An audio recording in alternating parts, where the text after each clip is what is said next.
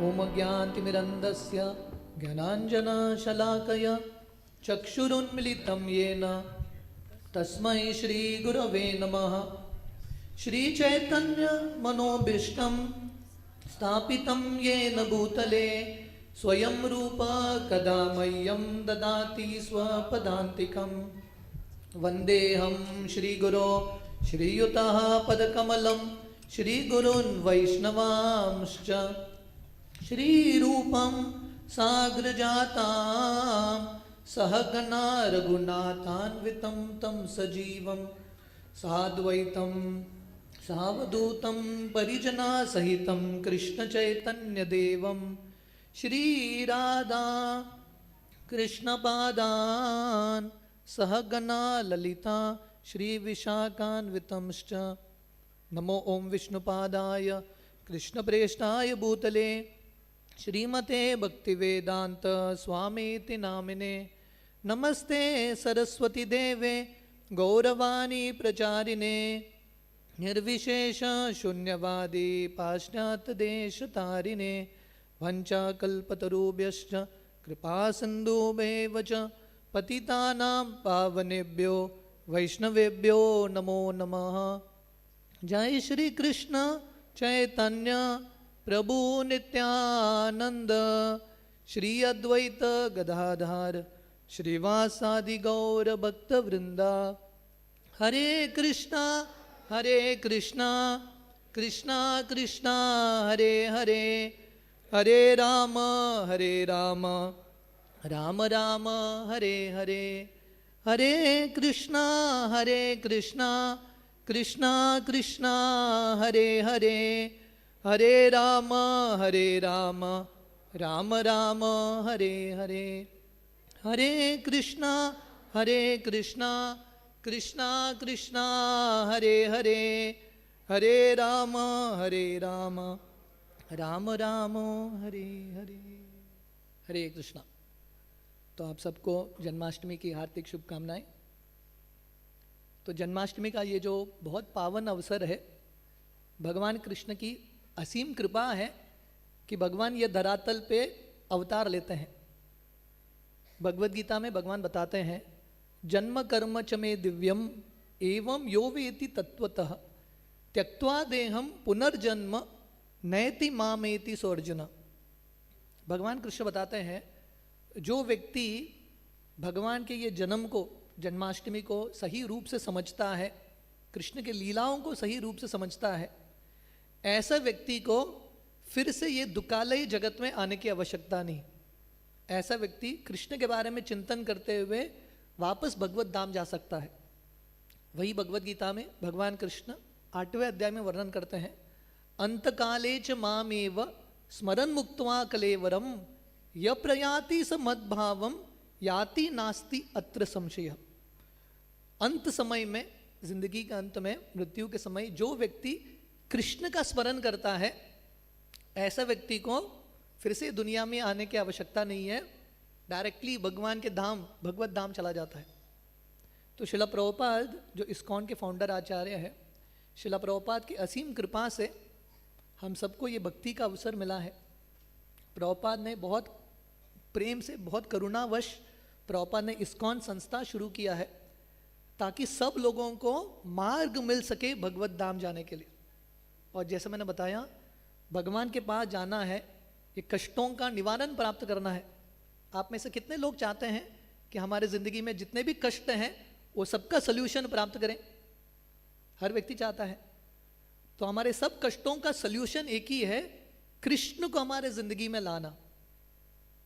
क्योंकि हम कृष्ण को भूल गए हैं, हम ये दुनिया में दुख भुगत रहे। जब हम कृष्ण को हमारे ज़िंदगी में लाएंगे, सब दुख शोक सब मिट जाएगा। इसलिए भगवान ने हमको ये मनुष्य ज़िंदगी दिया है, खासकर भगवान का भक्ति करने के लिए। मनुष्य जन्म पाइया राधा कृष्ण न बजिया जानिया सुनिया विषय खाइनो। मनुष्य ज़िंदगी प्राप्त करके अगर हम राधा कृष्ण की भक्ति नहीं करेंगे, हमने ये अवसर गवा दिया है। शास्त्र वर्णन करते हैं 84 लाख योनि में भ्रमण करके व्यक्ति को मनुष्य जिंदगी मिलता है। और ये मनुष्य ज़िंदगी बहुत कम आयु तक है। ये ज़िंदगी में हम बहुत कुछ प्राप्त करते हैं, पर सबसे इम्पॉर्टेंट है कृष्ण की भक्ति करना। क्योंकि ये दुनिया में कुछ भी आप प्राप्त करो, कितने भी धनी बनो, मृत्यु के बाद कुछ लेके जा पाएंगे क्या? अल्टीमेटली कुछ लेके नहीं जा पाएंगे। एक ही चीज़ हमारे साथ चलेगा मृत्यु के बाद, वो है हमारी भक्ति। तो जन्माष्टमी के ये पावन अवसर पे हमारे लिए बहुत इम्पॉर्टेंट है हम कृष्ण के बारे में समझने का प्रयास करें और कृष्ण कथा और कृष्ण के संदेशों में अपना मन लगाएं। आज के ये सत्र में, सावड्डे के सुंदर रविंद्र भवन में सुंदर प्रोग्राम में आप लोगों के समक्ष मैं भगवान कृष्ण का एक लीला के बारे में वर्णन करूंगा। भगवान कृष्ण की अनंत लीलाएं हैं। भगवान कृष्ण की लीलाओं का कुछ अंत ही नहीं है। हम सालों साल कृष्ण की लीलाओं का वर्णन करते रहेंगे, उसका कभी अंत नहीं होगा। और भगवान की लीलाएं, उसमें हमारे लिए सीखने के लिए इतने सारे विषय है। आज हम संक्षिप्त में भगवान कृष्ण के एक बहुत सुंदर लीला, बहुत प्रसिद्ध लीला, उसके बारे में श्रवण करने का प्रयास करेंगे। यह है कालिया दमन लीला। यहाँ के एक चित्र में था कैसे भगवान कृष्ण कालिया नाग के ऊपर नृत्य करते हैं। और कालिया जो इतना दुष्ट सर्प था, भगवान कृष्ण कैसे ये कालिया नाग को वैष्णव बनाते हैं, शुद्ध करते हैं। बहुत सुंदर और बहुत अद्भुत कहानी है। ये जो कालिया का कहानी है, हम सबके लिए बहुत आशा देने वाला कहानी है। क्योंकि भगवान कृष्ण कालिया का वध नहीं करते। वृंदावन धाम में कंस ने जितने भी असुर भेजे थे, भगवान कृष्ण ने सब असुरों का वध किया। कालिया का वध कृष्ण ने नहीं किया। क्यों नहीं किया हम सुनेंगे। इतना ही नहीं, भगवान कृष्ण कालिया को भक्त बना देते हैं। जैसे इंग्लिश में कहावत है, every Sinner has a future. व्यक्ति कितना भी पापी हो, अगर कृष्ण के आश्रय में आएंगे, हर व्यक्ति, पापी व्यक्ति भी कृष्ण का महान भक्त बन सकता है। तो भागवतम वर्णन करता है, भागवतम का 10वां स्कंद, ये कालिया नाग जो था, रमनक द्वीप करके एक आइलैंड में रहता था। आज के दिन में ये रमनक द्वीप को फीजी आइलैंड्स बोलते हैं। आप लोगों ने सुना है, फीजी करके एक आइलैंड है, वहाँ पे कालिया नाग निवास करता था। तो वर्णन आता है, एक बार यही रमनक द्वीप में गरुड़ जी आते हैं। क्योंकि गरुड़ जी विष्णु के, भगवान विष्णु के वाहन हैं। जैसे हम सबके अलग अलग व्हीकल्स होते हैं, कृष्ण का भी पर्सनल व्हीकल है भगवान विष्णु का। और भगवान विष्णु का वाहन क्या है? गरुड़ जी। इसलिए हर विष्णु के मंदिर के बाहर गरुड़ जी के विग्रह होते हैं। गरुड़ जी तैयार रहते हैं कृष्ण की सेवा करने के लिए। जैसा व्यक्ति अपना कार पार्क करके जाता है अंदर, तो कृष्ण का कार रेडी रहता है गरुड़ जी। तो एक बार गरुड़ जी रमनक द्वीप में जाते हैं, वहाँ पे सर्पों को खाते हैं। क्योंकि गरुड़ जी हालांकि कृष्ण के भक्त हैं, वैष्णव हैं, फिर भी क्योंकि गरुड़ का शरीर है, गीध का शरीर है, उनको कंसेशन है, वो सर्प खा सकते हैं। तो गरुड़ जी बीच बीच में सर्प को उठा के लेके जाते थे। तो रमनक द्वीप में जितने भी अलग अलग सर्प थे, वो सब मिलके, और स्पेशली उन सर्पों का जो राजा था वसुकी, वो ब्रह्मा जी के पास जाते हैं। और ब्रह्मा जी को जाके कंप्लेन करते हैं, ये गरुड़ जी आके हमारे बिरादरी के लोगों को सडनली उठा के लेके जाता है, नोटिस भी नहीं देता। जैसे प्रभु जी ने बताया अतिथि के बारे में, गरुड़ जी पहुंच जाते हैं, किसी को उठा के लेके जाते हैं। तो वसुकी ब्रह्मा जी को बोलते हैं आपको कुछ करना चाहिए। तो ब्रह्मा जी इनके साथ एक समझौता करते हैं, और ये सिर्फ सर्प जो हैं गरुड़ जी को बोलते हैं, हम पर्टिकुलर दिन में आपके लिए कुछ खाना रख देंगे, एक सर्प फल इत्यादि रखेंगे, आप उसको खा के संतोष रहना, किसी को उठा के मत लेके जाना। गरुड़ जी ये समझौता से खुश हो जाते हैं।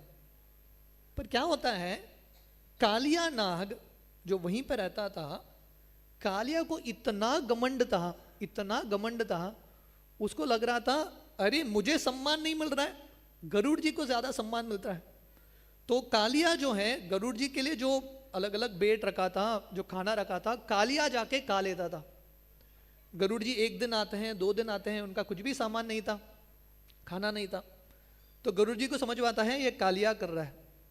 तो गरुड़ जी जो है कालिया के साथ युद्ध करते हैं, और कालिया को बहुत मारते हैं। देखिए दुनिया में व्यक्ति कितना भी शक्तिशाली हो, उसके ऊपर कोई तो होता है उससे ज्यादा शक्तिशाली। भगवान ने ऐसा एक अरेंजमेंट किया है दुनिया में, हर व्यक्ति को नम्र होना ही पड़ता है। तो गरुड़ जी कालिया को इतना मारते हैं, इतना मारते हैं, कालिया परेशान होता है और कालिया रमन को द्वीप छोड़ के भाग जाता है। तो ये कहानी में ये जो प्रसंग है गरुड़ जी का आगमन, ये बहुत महत्वपूर्ण घटना है। हम देखेंगे आगे कथा में कैसे भगवान कृष्ण ये दुष्ट कालिया को इतना कृपा देते हैं। कृष्ण अपने चरणों से, कृष्ण के चरण की प्राप्ति करने के लिए देवी देवता ब्रह्मा जी शिव जी तड़पते हैं, वो चरण से कृष्ण कालिया के सर पे नृत्य कर रहे हैं, भर भर के कालिया को अपना चरण धूलि दे रहे हैं। कालिया को इतना कृपा मिलता है भगवान कृष्ण का। पर वो जो कृपा है कृष्ण का, शुरुआत कैसी होती है? गरुड़ जी के आगमन से। हम सब हमारी जिंदगी में कृष्ण का कृपा चाहते हैं, चाहते कि नहीं? आप में से कितने लोग कृष्ण का कृपा चाहते हैं, कृष्ण का चरण धूलि प्राप्त करना चाहते हैं? हर व्यक्ति चाहता है। तो कृष्ण की कृपा कैसे मिलेगी? पहला चीज यहां पे ये कहानी से हम सीखते हैं, गरुड़ जी का जब आगमन होता है, गरुड़ जी का जब संपर्क होता है कालिया के साथ, उसी समय से कालिया का भाग्य खुलने लगता है। टर्निंग पॉइंट कालिया के जिंदगी में गरुड़ जी का आगमन। इसलिए शास्त्र वर्णन करते हैं, ब्रह्मांडे भ्रमिते कोनो भाग्यवान जीव, गुरु कृष्ण प्रसादे पाई भक्ति लता बीज। हम सब अलग अलग ब्रह्मांडों में, अलग अलग योनि में भ्रमण कर रहे हैं, भटक रहे हैं, कभी मनुष्य योनि में, कभी स्वर्ग में, कभी नरक में। इतने सारे योनि में भटकने के बाद किसी भाग्यशाली व्यक्ति को साधुओं का संग मिलता है। साधु संग सर्वशास्त्र कहे, लव मात्र साधु संग सर्व सिद्धि होय। कालिया जो इतना दुष्ट नाग था, वैष्णव बन जाता है, और वो भी भगवान का महान वैष्णव। उसका जर्नी कहां से शुरू होता है? गरुड़ जी एक वैष्णव के संग से। तो आप सब लोग सावड्डे में बहुत भाग्यशाली है कि इस्कॉन का केंद्र यहाँ पे भी है। जब हमने शुरू किया था जन्माष्टमी का उत्सव 20-25 साल पहले, एक ही जन्माष्टमी हुआ करता था होंडा में। अभी गोवा में हर एक जगह पे जन्माष्टमी का उत्सव है, सत्संग होता है यहाँ पे। ये बहुत बड़ा भाग्य है। जिंदगी में पैसा आएगा जाएगा, पर भगवान कृष्ण की असीम कृपा हमारी जिंदगी में तब आती है जब भक्तों का संग मिलता है। और भक्तों के संग में आने से डेफिनेटली कृष्ण की कृपा मिलेगी। यस्य प्रसादात भगवत प्रसादो। कृष्ण की कृपा, कृष्ण का प्रसाद भक्तों के संग से मिलता है।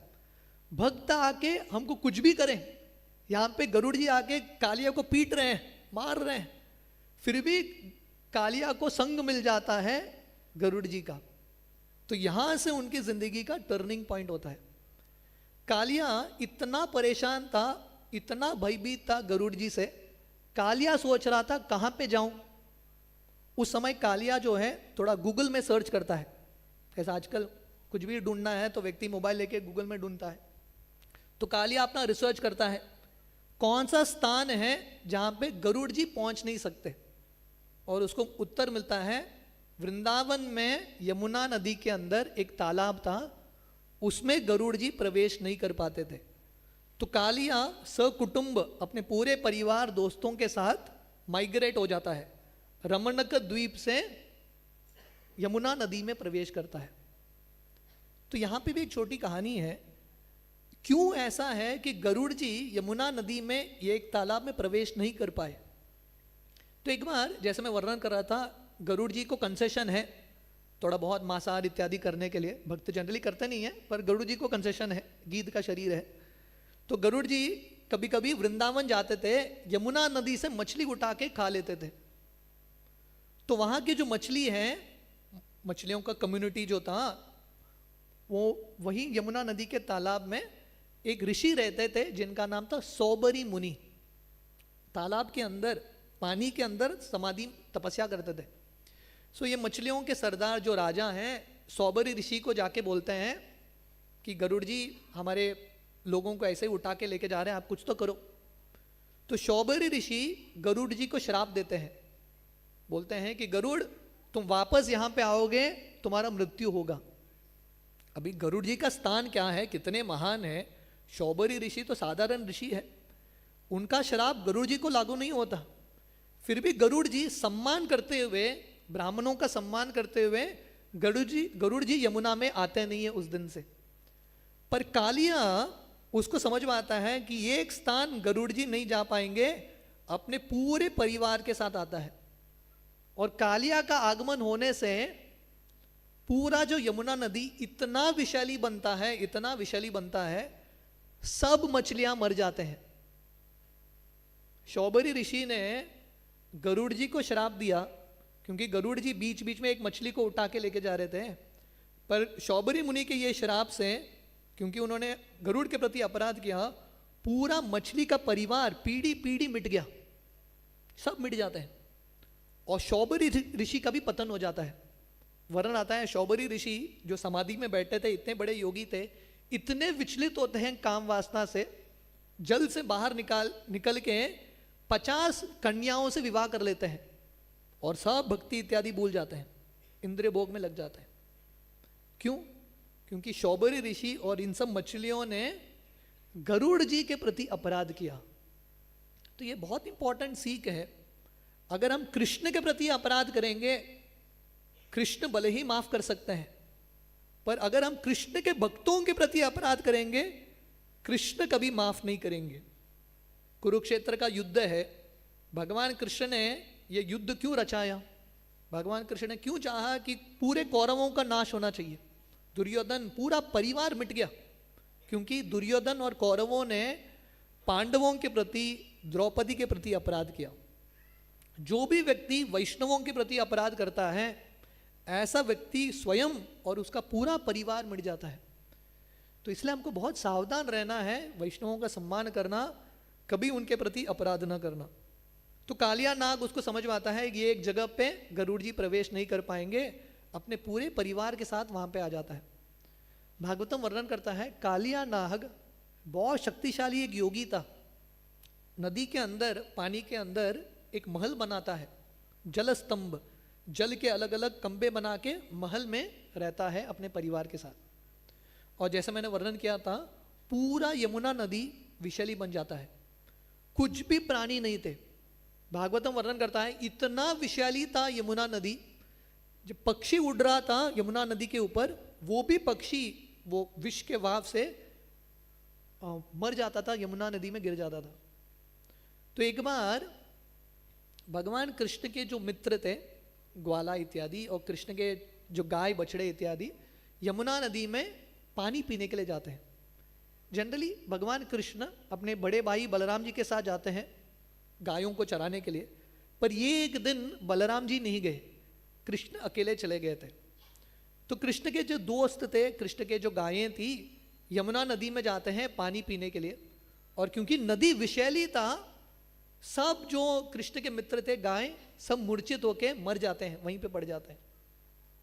तो यहाँ पे हम सीखते हैं, जब कृष्ण के मित्र और ये सब गैया ये यमुना नदी को देख रहे थे, उनको समझ में नहीं आ रहा था ये विषैली है, क्योंकि विष तो दिखता नहीं है, आप पानी में विष डालो कैसे पहचानोगे? उन्होंने जाके पी लिया, उन सब का मृत्यु हो गया। तो ऐसे ही हमारे आचार्य बताते हैं, ये दुनिया की जो चीज़ है, इंद्रिय भोग की जो चीज़ है, हम स्वीकार करते हैं, पर एक्चुअली ये सब विष की तरह है, क्योंकि ये दुनिया का इंद्रिय भोग करने से कृष्ण भक्ति मिट जाता है। ये जो श्लोक में बता रहा था, मनुष्य जन्म पाइया राधा कृष्ण न बजिया जानिया सुनिया विषकाइनो।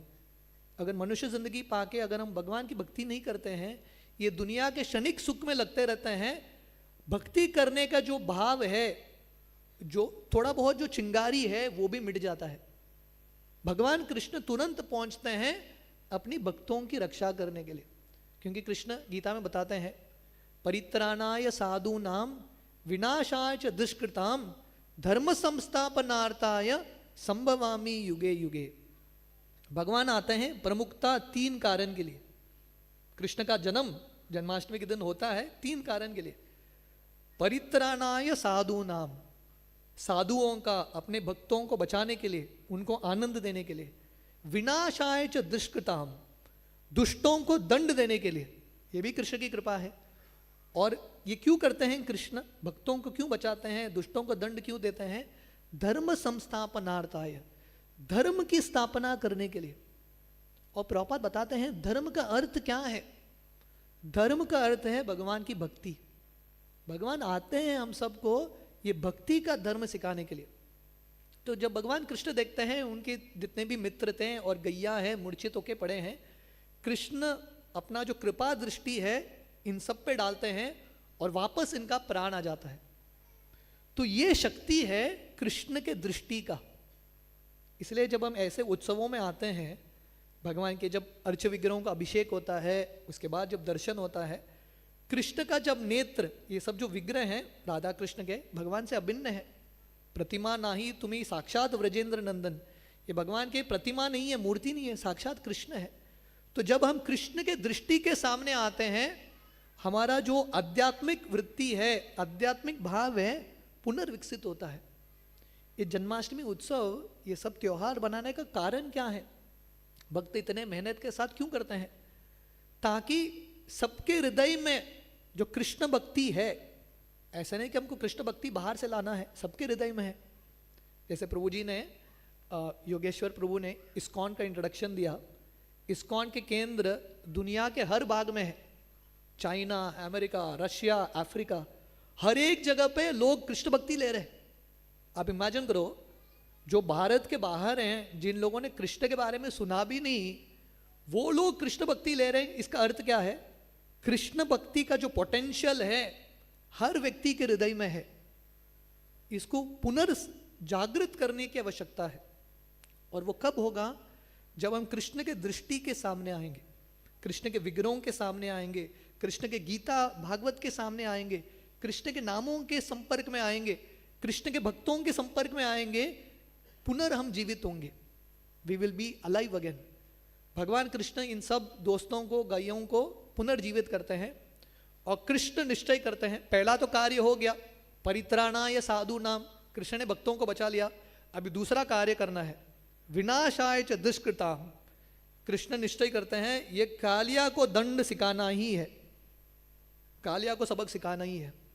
तो भगवान कृष्ण उस समय एक कदम्ब वृक्ष था, भगवान कृष्ण ये कदम्ब वृक्ष के ऊपर चढ़ते हैं। आप में से जो लोग वृंदावन धाम गए हैं, ये कदम्ब वृक्ष अभी भी है, उसका एक पीढ़ी अभी भी है, जिसके ऊपर कृष्ण चढ़ के उन्होंने कालिया का दमन किया था। तो भारत का भ्रमण करोगे, आपको भगवान के बारे में, राम के बारे में, कृष्ण के बारे में बहुत विश्वास आएगा।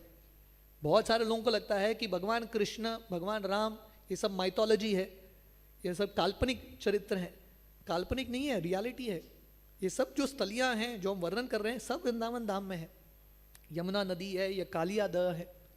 भगवान कृष्ण ये कदम्ब वृक्ष के ऊपर चढ़ते हैं कालिया को दंड देने के लिए।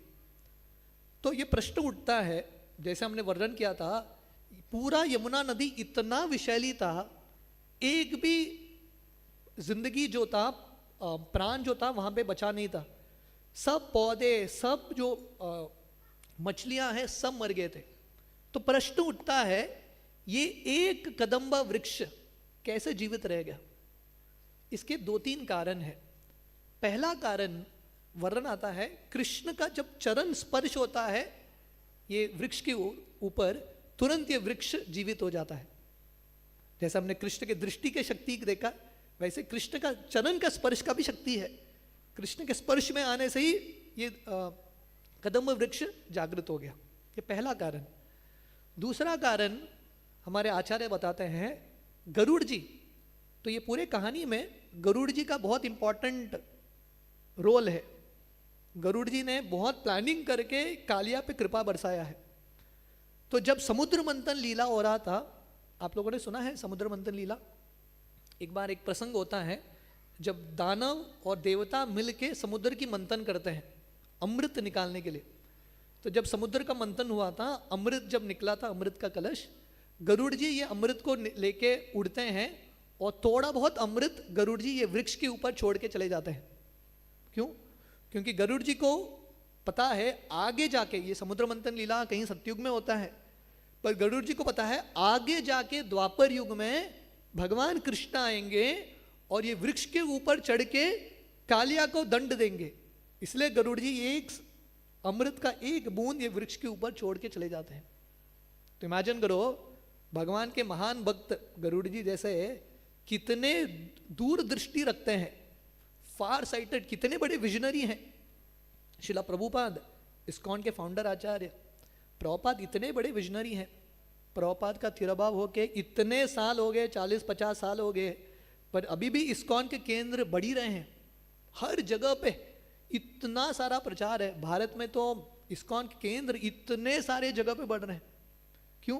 क्योंकि प्रभुपाद ने दूरदृष्टि रखा। लीडर जो होता है सिर्फ अपने समय के लिए नहीं सोचता, भविष्य के लिए सोचता है, आगे की पीढ़ियों के बारे में सोचता है। तो गरुड़ जी के हृदय में इतना करुणा था, वो एक बूंद छोड़ के चले जाते हैं, कृष्ण के सेवा में ये कदम्ब वृक्ष को रखते हैं। तो ये एक सबसे उत्तम श्रेणी के सेवक होते हैं। जो सेवक है ना, सर्वेंट, इनके भी अलग अलग कैटेगरी है। 3rd क्लास सर्वेंट वो है तीसरे श्रेणी का, उसको जो सेवा बोला है उल्टा ही कर लेता है, कुछ सुनता है कुछ और ही करता है कि नहीं। मालिक को सेवा करना पड़ता है, सेवक का, सेवक कर रहा है कि नहीं उसको फॉलोअप करना पड़ता है। 2nd क्लास सर्वेंट है, जो बोला गया है उतना ही करता है, एक स्टेप आगे नहीं। और 1st क्लास सर्वेंट है, जो मालिक, जो स्वामी बोलते भी नहीं है, पहले ही समझ जाता है क्या लगता है उनको, क्या लगेगा, सेवा कर लेता है। गरुड़ जी इतने बढ़िया सेवक हैं भगवान के, उन्होंने अमृत छोड़ के गए वहाँ पे कृष्ण की सेवा के लिए और कालिया पे कृपा करते हुए। तो गरुड़ जी को एक्चुअली कालिया के ऊपर बहुत करुणा था। ये दूसरा कारण क्यों ये वृक्ष बच जाता है। तीसरा कारण हमारे आचार्य बताते हैं, ये वृक्ष जो था इतना उत्साही था, इतना उत्सुक था कृष्ण की सेवा करने के लिए, वो विष के वातावरण में भी जिंदा रह जाता है। ये है उत्साह का शक्ति। नेगेटिव एनवायरनमेंट में जब व्यक्ति बहुत ही उत्साही है, बहुत ही एंथुसियास्टिक है, वो नेगेटिव एनवायरनमेंट में भी व्यक्ति जिंदा रह सकता है। रामायण में विभीषण का उदाहरण है, आप लोगों ने सुना है विभीषण? विभीषण कहाँ पे रहता था? लंका में रहता था।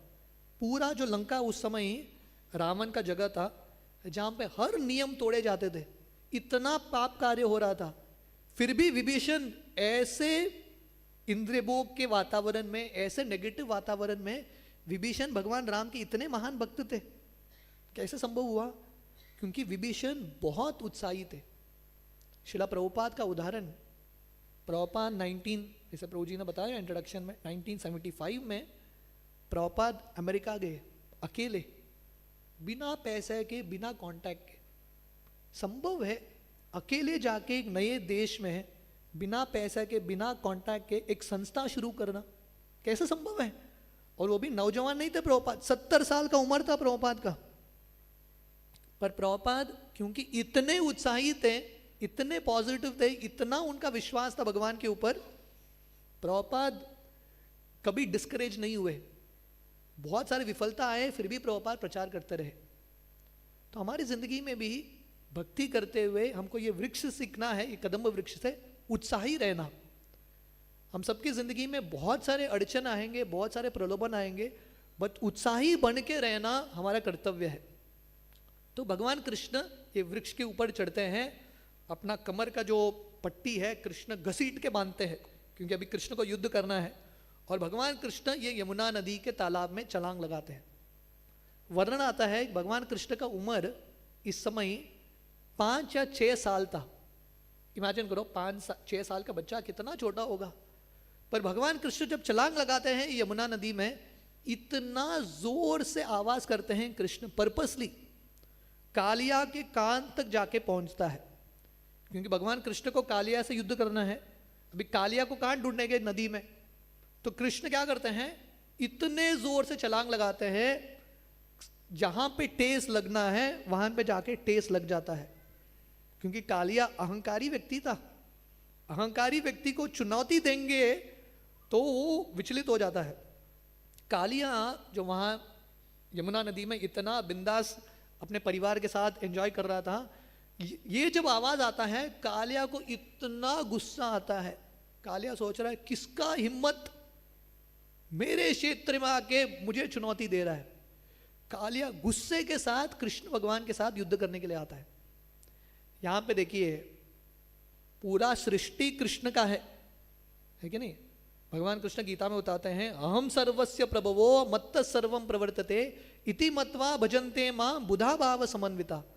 भगवान कृष्ण से सब कुछ आता है, भौतिक दुनिया, आध्यात्मिक दुनिया, सब कुछ कृष्ण का ही है। वृंदावन धाम तो खासकर कृष्ण का है, यमुना नदी कृष्ण का है। पर ये कालिया यमुना नदी में प्रवेश करके, बाहर से आके प्रवेश करके, कब्जा करके, उसको लग रहा है यमुना नदी मेरा है, कृष्ण बाहर से आके इंट्रूड कर रहा है। देखो, जब व्यक्ति अहंकारी होता है, अपना दोष नहीं देख पाता। कालिया देख नहीं पा रहा है कि मैं आके यहां पे प्रवेश कर चुका हूं, पर वो कृष्ण को दोषी ठहराता है। उसको लगता है कि कृष्ण के हृदय में अहंकार है और कृष्ण के साथ युद्ध करने के लिए आता है। तो वर्णन आता है, कालिया इतने गुस्से के साथ आता है, उसके हजारों फंड थे, बहुत विशाली सर्प था, अपने हजारों फंड के साथ छोटे से कृष्ण उसके छाती में ढसता है, कृष्ण के छाती को। पर भगवान कृष्ण को कुछ भी फर्क नहीं होता। और उस समय कालिया जो है भगवान कृष्ण को अपने फनों में बांध लेता है। 2 घंटे तक भगवान कृष्ण कालिया के फनों में बंधे हुए थे। प्रश्न उठता है, भगवान कृष्ण ने कालिया का वध तुरंत क्यों नहीं किया? क्योंकि तुरंत भगवान कृष्ण कालिया का वध करते थे तो उतना मजा नहीं आएगा, है कि नहीं? ऐसा मूवी में हीरो ने एक ही मुक्के में विलन को मार दिया तो मूवी देखने का पैसा कैसे वसूल होगा? थोड़ा ड्रैग करना पड़ेगा ना सीन को, सस्पेंस। मूवी में क्या होता है, सीट के एज में होना चाहिए व्यक्ति, होने वाला क्या होने वाला है। तो भगवान कृष्ण भी ये सब लीलाओं के माध्यम से हमारे दिल को आकर्षित करते हैं। परीक्षित महाराज भागवतम के 10वें संध के शुरुआत में बताते हैं, ये दुनिया में हर व्यक्ति मनोरंजन चाहता है, हर व्यक्ति सुनना चाहता है अलग अलग कहानियों के बारे में, कभी झगड़े के बारे में, कभी रोमांस के बारे में। हम ये दुनिया के अलग अलग हीरो हीरोइन का सुनते हैं, पर अगर हम भगवान कृष्ण का, भगवान राम की कहानियों का बारे में सुनेंगे, ये दुनिया के सब कहानी हम भूल जाएंगे। भारत का ये संस्कृति था, ब्रिटिश आने से पहले, भारत में टेलीविज़न आने से पहले हर गांव में लोग मिलते थे शाम के समय और गीता, भागवत, रामायण इत्यादि पे चर्चा होता था। ये भारत का एंटरटेनमेंट का प्रोग्राम था हर शाम के समय। शायद सावड्डे गांव में भी होता होगा उस समय 50-60 साल पहले। अभी वो संस्कृति चला जा चुका है, सब संस्कृति को टीवी ने रिप्लेस कर दिया है। कोई भी कृष्ण के लीलाओं के बारे में नहीं जानता। मैं बहुत बार, जैसे मेरे इंट्रोडक्शन में बताया, हम बच्चों से मिलते रहते हैं, स्पेशली पैंजियम सिटी के बच्चे जो हैं। मैं बहुत बार बच्चों को पूछता हूँ, आप लोगों ने अर्जुन के बारे में सुना क्या? भीम के बारे में सुना क्या? नहीं सुने बच्चे। अब बच्चों को पूछो, आपने सुपरमैन के बारे में सुना है क्या? ही मैन के बारे में सुना है क्या? सब बच्चे जानते हैं। कृष्ण के बारे में कोई नहीं जानता, ये सब चीज जानते हैं। ये भारत का दुर्भाग्य है। इसलिए सही हीरोज को पहचानना और ये सब कथाओं का श्रवण करना बहुत इंपॉर्टेंट है। तो भगवान कृष्ण 2 घंटे तक कालिया को फनों में बंधे हुए थे और उस समय कृष्ण के जो मित्र ये जो दर्शन है इसको कर रहे थे, ये जो प्रसंग है, इतने भयभीत होते हैं, इतने भयभीत होते हैं। थोड़े मित्र भाग के जाते हैं कृष्ण के माता पिता के पास, नंद महाराज और यशोदा को बताने के लिए कि कृष्ण कालिया के चंगुल में फंस चुका है। और उसी समय वृंदावन धाम में अलग अलग अपशकुन चल रहे थे। यशोदा और नंद महाराज ऑलरेडी भयभीत थे और जब वो सुनते हैं बलराम जी नहीं गए कृष्ण के साथ, बहुत ही ज्यादा भयभीत होते हैं, क्योंकि उनको विश्वास था अगर बड़े भाई हैं बलराम जी तो बलराम जी बचा लेंगे कृष्ण को। पर ये दिन बलराम जी भी नहीं गए और कृष्ण कालिया के साथ फंसा हुआ है। इतने भयभीत होते हैं, इतने भयभीत होते हैं, क्योंकि उनको कृष्ण के प्रति प्रेम है। तो वृंदावन धाम या भगवान कृष्ण के जो महान भक्त हैं, उनका जो चेतना है पूर्ण तरीके से कृष्ण में लगा है। प्रभुपाद ने, इस्कॉन के जो फाउंडर आचार्य है, प्रभुपाद ने इस संस्था का नाम बहुत सोच समझ के रखा है। International society for Krishna consciousness. Krishna consciousness मतलब कृष्ण भावनामृत। अभी हम सब कृष्णा कॉन्शियस नहीं है, हम सब कृष्ण के बारे में चिंतन नहीं कर रहे हैं जैसे ये व्रजवासी कर रहे हैं।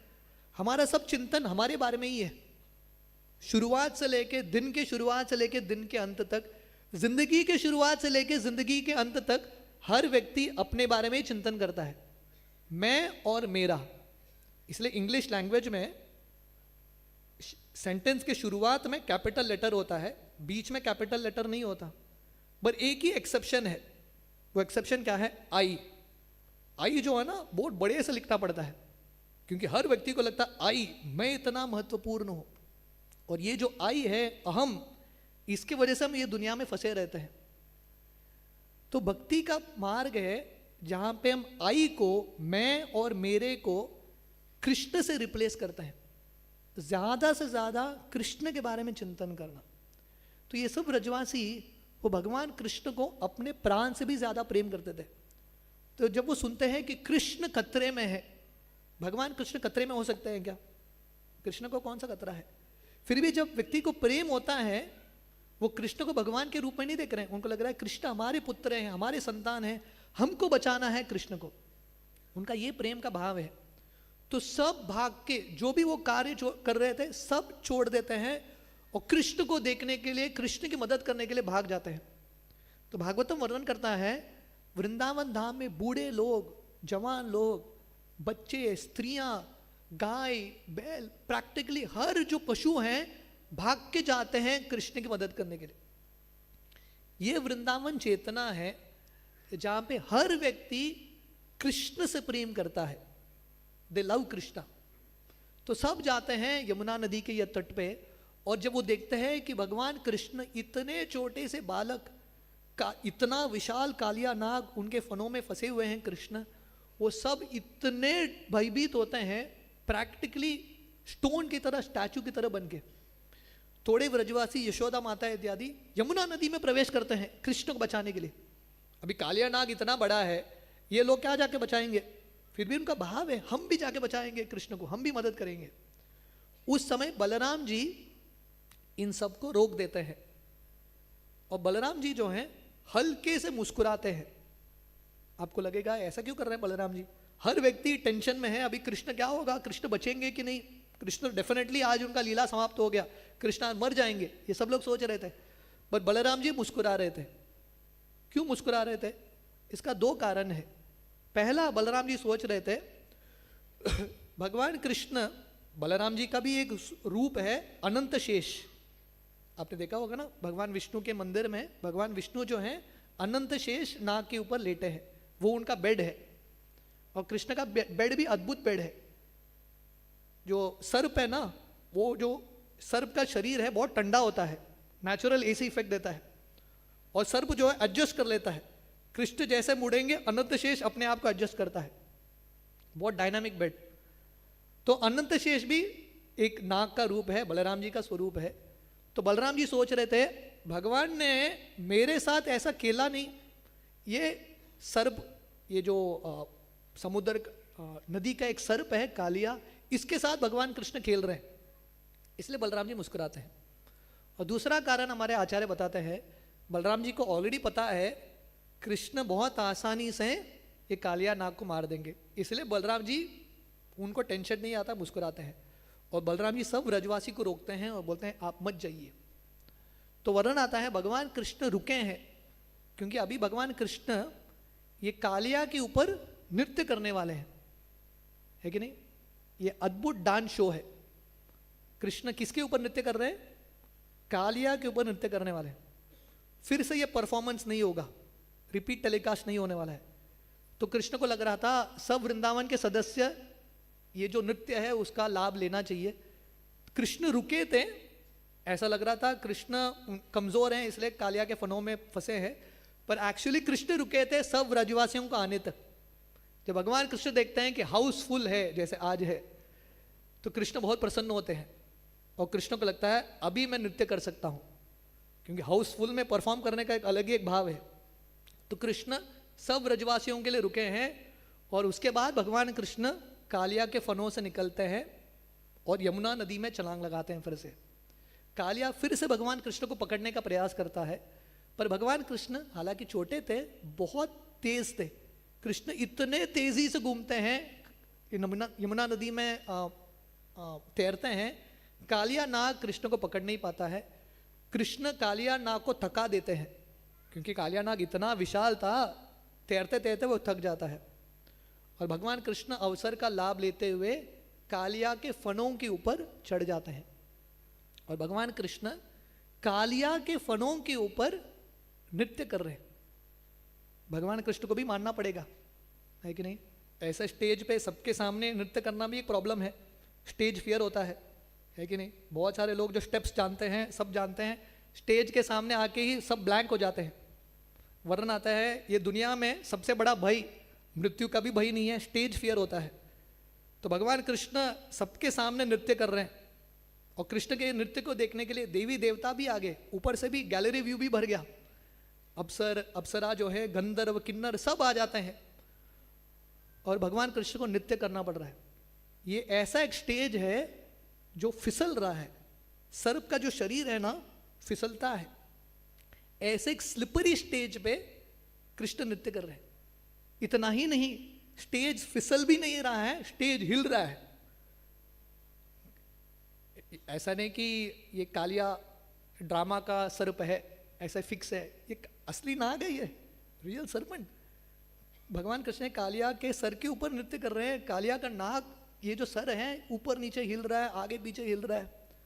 और इतना ही नहीं, स्लिपरी स्टेज पे नृत्य करना, हिलते हुए स्टेज पे नृत्य करना, इतना ही नहीं, बहुत सारे स्टेज थे ऐसे, बहुत सारे फन थे। कृष्ण को एक स्टेज से, एक प्लेटफॉर्म से दूसरा, तीसरा, ऐसा छलांग लगा के करना पड़ता था। और बीच बीच में कालिया दूसरे फनों से कृष्ण को खाने का प्रयास करता था। कृष्ण को इसको भी डॉज करना है, साथ ही साथ सबको एंटरटेन करना है। भगवान का भी रोल आसान रोल नहीं है कि नहीं? एक परिवार चलाना इतना मुश्किल है, एक स्टेट चलाना, राष्ट्र चलाना। भगवान कृष्ण का कितना बड़ा उत्तरदायित्व है। भगवान कृष्ण के कितने सारे बच्चे हैं, कितने सारे प्रजा हैं, अनंत। कितने सारे चींटियां हैं, कितने पक्षियां हैं, कितने बिल्ली कुत्ते, कितने सारे प्राणियां हैं। इन सब का देखभाल करना है कृष्ण को, और सबके अलग अलग डिमांड्स हैं, सबकी इच्छाओं को पूरा करना, सबके कर्म को ट्रैक करना, इट्स नॉट इजी। तो भगवान कृष्ण ये सब मैनेज करते हुए नृत्य कर रहे हैं, भक्तों को भी प्रसन्न कर रहे हैं, साथ ही साथ कालिया को भी दंड दे रहे हैं। तो वर्णन आता है कृष्ण का नृत्य इतना सुंदर था, इतना सुंदर था, इतना अद्भुत था। सब देवी देवता अपना जो भी कार्य कर रहे थे सब छोड़ के कृष्ण के नृत्य देखने के लिए पहुंच जाते हैं। ये होते हैं भक्तों का लक्षण। भक्त मतलब जब उनको समाचार मिलता है कृष्ण कीर्तन होने वाला है, कृष्ण कथा होने वाला है, जो प्रामाणिक भक्त हैं जितने भी बिजी हो सब छोड़ के आ जाते हैं कृष्ण के बारे में सुनने के लिए, कृष्ण कीर्तन में भाग लेने के लिए। क्योंकि ये दुनिया में पैसा जाएगा, पैसा प्राप्त करने के 1000 अवसर आएंगे, पर कृष्ण कथा, कृष्ण कीर्तन सुनने का अवसर बार बार नहीं मिलता। कुरुक्षेत्र के रणभूमि में आप भगवद गीता पढ़ेंगे, पहला अध्याय, दोनों पक्ष में, कौरव पांडव पक्ष में शंख बज चुका था। शंख बज चुका था मतलब अभी युद्ध शुरू होने ही वाला है। उस समय में भी अर्जुन जो हैं समय निकालते हैं गीता सुनने के लिए। अर्जुन जैसे कौन व्यक्ति बिजी हो सकता है? पूरे दुनिया का उत्तरदायित्व था, देवी देवताओं से कौन बिजी हो सकता है? फिर भी ये सब छोड़ के आते हैं कृष्ण का ये नृत्य, कृष्ण का ये लीला में भाग लेने के लिए। और भगवान कृष्ण इतने सुंदर तरीके से नृत्य करते हैं, अप्सराएं गंधर्व गाते हैं, वाद्य बजाते हैं, और कृष्ण परफेक्ट डांस कर रहे हैं। ऐसा अद्भुत नृत्य था कृष्ण का। शिवजी जो नटराज हैं, शिवजी पहुंच जाते हैं भगवान कृष्ण से एक दो तीन नया स्टेप सीखने के लिए, क्योंकि शिवजी जो है नटराज है, पर कृष्ण नटवर हैं। शिवजी भी पहुंच जाते हैं और कृष्ण का इतना गुणगान कर रहे हैं। तो कृष्ण का चरण, जैसे मैं वर्णन कर रहा था, 5-6 साल के बालक, इतना कोमल कृष्ण का चरण था, मानो मक्खन से भी ज्यादा मुलायम। पर कालिया नाग को वही कृष्ण का छोटा सा चरण कमल कैसा लग रहा था? पर्वत के समान भारी। भगवान कृष्ण जब नृत्य कर रहे थे, बहुत सुंदर तरीके से ग्रेसफुली नृत्य कर रहे थे। भक्तों के लिए, व्रजवासियों के लिए कृष्ण का नृत्य इतना अद्भुत, इतना सुंदर था, पर कालिया के सर पे वज्र की तरह, पर्वत की तरह प्रहार होता है और भगवान कृष्ण इतना मारते हैं कालिया को। भगवद गीता में भगवान कृष्ण वर्णन करते हैं, ये यतामाम प्रपद्यन्ते ताम ततैव भजाम्यहम्। जिस प्रकार से हम कृष्ण को अप्रोच करते हैं, जिस प्रकार से हम कृष्ण को देखते हैं, उसी प्रकार कृष्ण रेसिप्रोकेट करते हैं। व्रजवासियों के लिए कृष्ण कोमल एक बच्चे थे, बहुत प्रेम के साथ उनके साथ आदान प्रदान कर रहे थे। वही कृष्ण कालिया के लिए मृत्यु बन के पहुंच जाते हैं, क्योंकि कालिया दुष्ट राक्षस था। तो भगवान कृष्ण इतना मारते हैं, इतना मारते हैं कालिया को। कालिया अपने मुख से विष को फेंक रहा था, वॉमिट कर रहा था विष को, और धीरे धीरे विष को फेंकते फेंकते उसके पूरे शरीर से विष निकल जाता है और कालिया के मुख से खून निकलने लगता है। विष पूरा खत्म हो गया। कृष्ण ने मार मार के हर एक फण से विष पूरा निकाल दिया, क्योंकि सर्प के शरीर में विष ही नहीं रहेगा, सर्प कुछ कर नहीं पाएगा।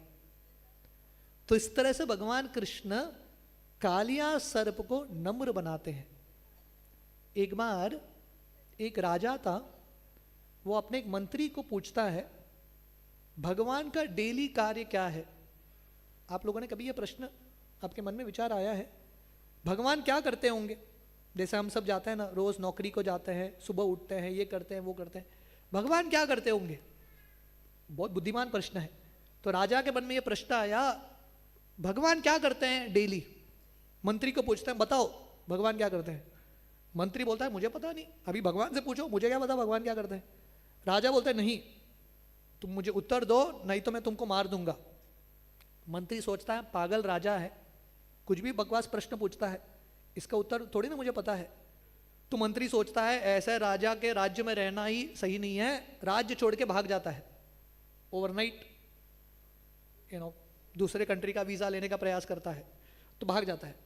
जब वो राज्य के बाहर पहुंचता है, एक किसान मिलता है। ये किसान मंत्री को देख के बोलते हैं, मंत्री जी आप थोड़ा टेंशन में लग रहे हैं, आपका कुछ समस्या लग रहा है, मैं मदद करूं क्या आपका? तो मंत्री जी बोलते हैं, राजा ने ऐसा एक प्रश्न पूछा है, भगवान का रोज का कार्य क्या है? ये किसान बोलता है, मुझे पता है। मंत्री बोलते हैं, मुझे बताओ उत्तर, भगवान क्या करते हैं, मैं जाके राजा को बताऊंगा। ये किसान बोलता है, ऐसा नहीं, मैं जाकर राजा को बोलूंगा। तो किसान, ये जो मंत्री हैं, किसान पे विश्वास रखते हुए ये किसान को लेके आते हैं राजा के पास। तो राजा बहुत ऊंचे एक सिंहासन पे बैठा है और मंत्री और किसान नीचे खड़े हैं।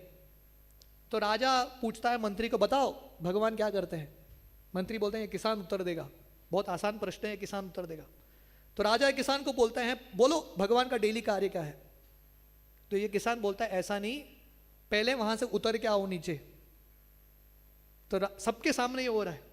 अभी इंसल्ट भी प्राइवेटली करेंगे दूसरा है, सबके सामने करना मतलब बहुत बड़ा बेइज्जती है। आज सुबह हम वर्णन कर रहे थे कृष्ण लीला के बारे में, कृष्ण के जन्म के बारे में। जब वो आकाशवाणी होती है, जब कंस जो है देवकी और वसुदेव को के रथ को चला के लेके जा रहा है विवाह के दिन, आकाशवाणी होती है, हे मूर्ख कंस, ये स्त्री का जो 8वां पुत्र है तेरे मृत्यु का कारण बनेगा। जब कंस ये सुनता है, मूर्ख कंस, ऐसा नहीं कि प्राइवेटली बोला गया कान में, सबके सामने आकाशवाणी होती है। कंस को इतना बुरा लगता है, इतना बुरा लगता है। तो ये राजा ऊंचे आसन में बैठा है, ये किसान सबके सामने राजा को बोल रहा है, उतर के आ नीचे, प्रश्न का उत्तर सुना है तो नीचे आओ। तो राजा अपना गुस्सा कंट्रोल करते हुए नीचे उतर के आता है। ये किसान क्या करता पता है?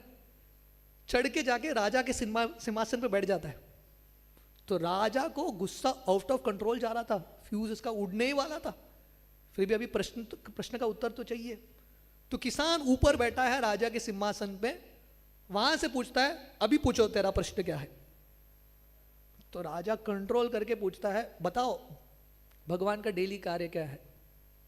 किसान बोलता है, यही भगवान का डेली कार्य है, घमंडी लोगों को नीचे उतारना और नम्र लोगों को ऊपर लेके जाना। This is the daily work of God. तो भगवान कृष्ण ये दुष्ट घमंडी कालिया पे इतना नृत्य करते हैं, इतना भारी भगवान कृष्ण कालिया को मारते हैं, कालिया का विष निकलते निकलते हैं कालिया नम्र हो जाता है। मैं अक्सर ये उदाहरण देता हूँ,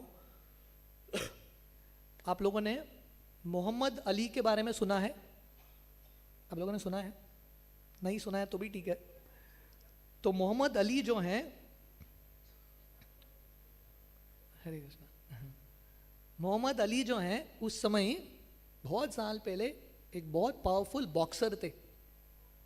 मोहम्मद अली इतने पावरफुल थे, जब वो बॉक्सिंग रिंग में उतरते गेम के लिए, अपोनेंट कांपता था, एक मुक्के में गेम खत्म, और वो जो अपोनेंट है सीधा हॉस्पिटलाइज्ड होता था, बहुत बार क्रिटिकल, इतना भारी था एक मुक्का मोहम्मद अली का।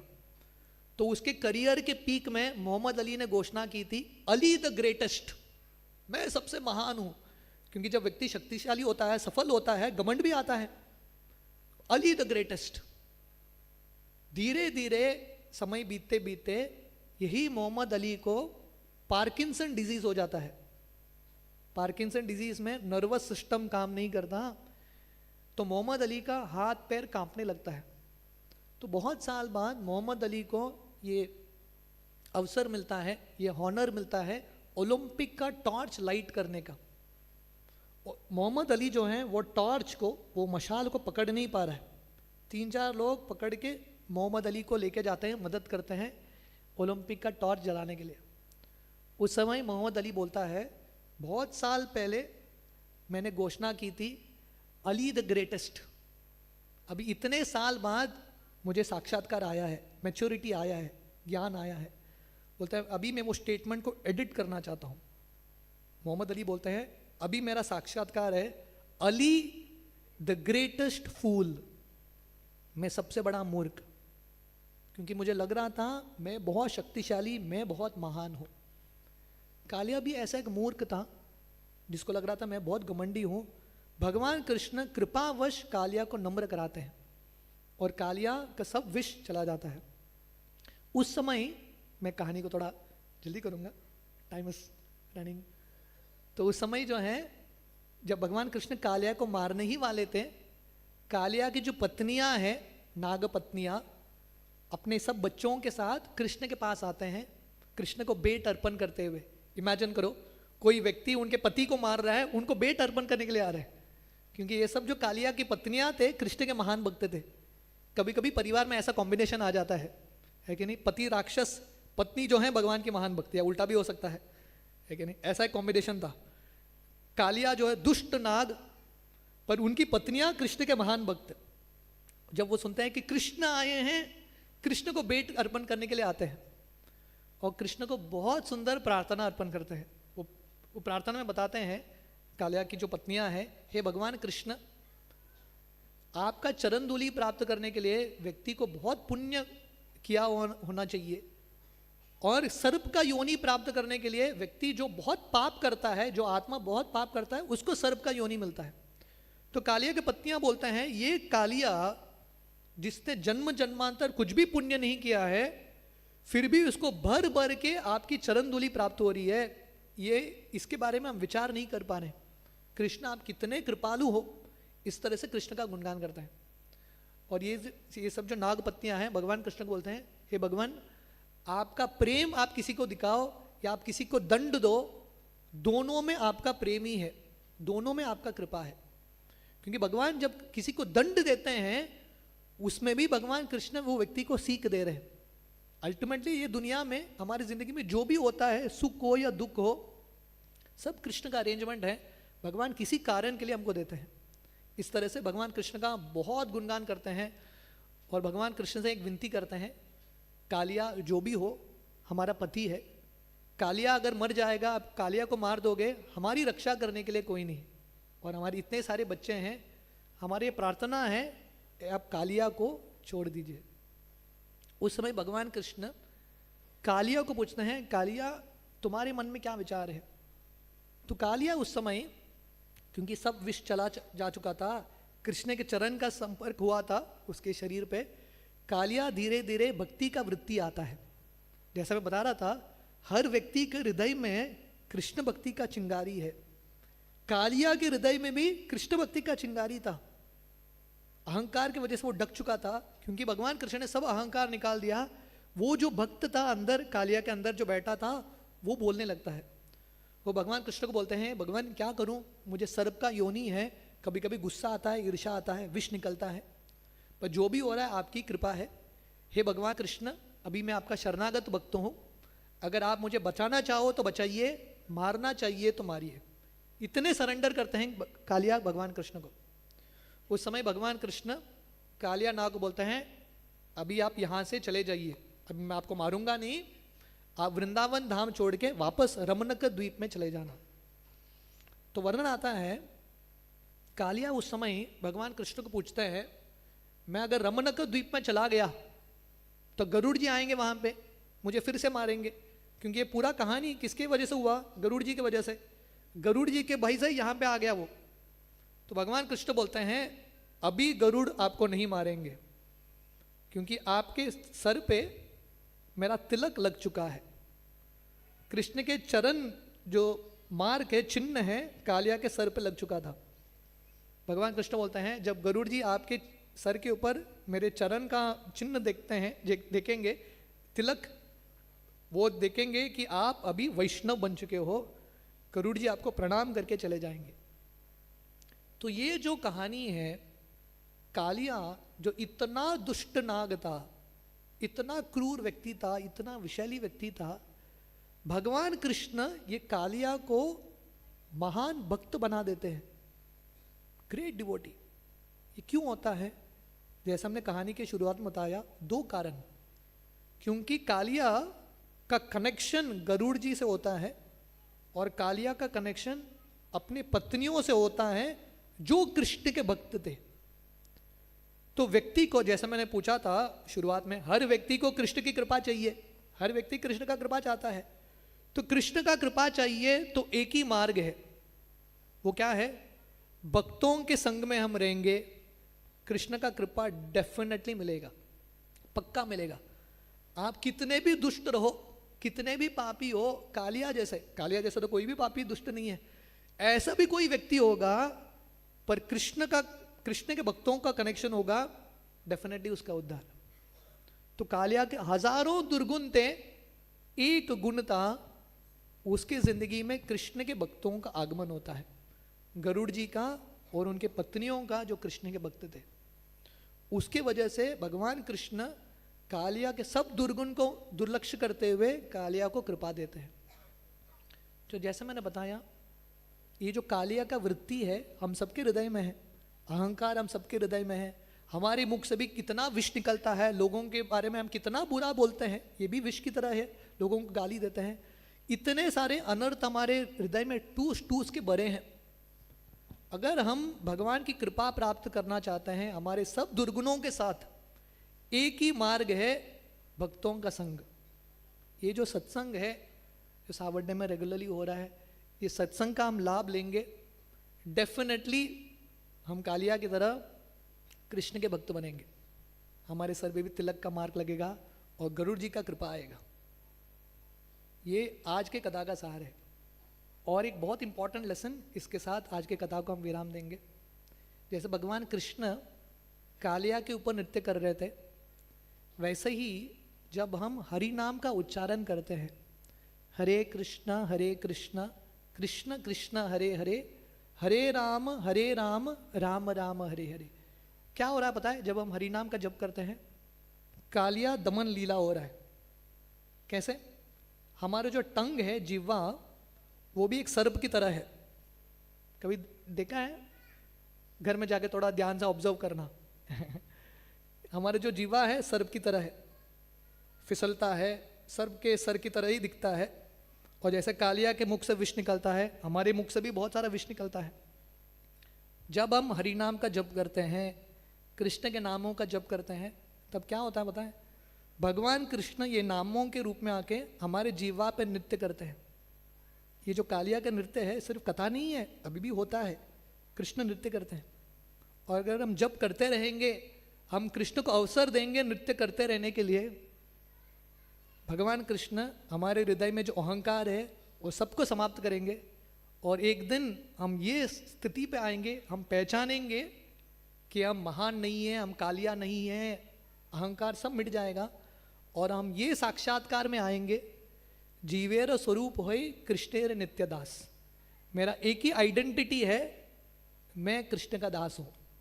ये सब संभव होगा जब हम नियमित रूप से दो चीज़ करेंगे, जो आज के पूरे कालिया दमन लीला का कथा का सार टेक होम मैसेज ये दो ही है। पहला, भक्तों का संग। ये जो सत्संग है इसको छोड़ना नहीं है, इसको गंभीरता से पकड़ के रहेंगे, हमारा नैया पार होगा। और दूसरा है नाम संकीर्तन। हरेर नाम हरेर नाम एव केवलम कलो नास्तेव नास्तेव नास्तेव गतिर अन्यथा। कलयुग में भगवान की प्राप्ति करनी है और कुछ भी मार्ग नहीं चलेगा। ध्यान का मार्ग नहीं, योग का मार्ग नहीं, कुछ भी मार्ग नहीं, एक ही मार्ग चलने वाला है, हरि नाम। ये हरि नाम मंत्र को और भक्तों के संग को हम गंभीरता से लेंगे, डेफिनेटली जो कालिया को कृपा प्राप्त हुआ था कृष्ण के धूलि का, हम सबको भी प्राप्त होगा और हम भगवान कृष्ण के महान भक्त बनेंगे। आशा करते हैं इसी संदेश को आप सब लोग बहुत गहराई से स्वीकार करेंगे।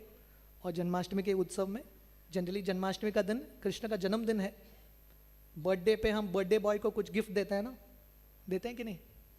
तो आज कृष्ण का जन्मदिन है, आप लोग भगवान कृष्ण को कुछ भेंट देंगे कि नहीं? देंगे कि नहीं? थोड़ा जोर से बोलना है, यस और नो?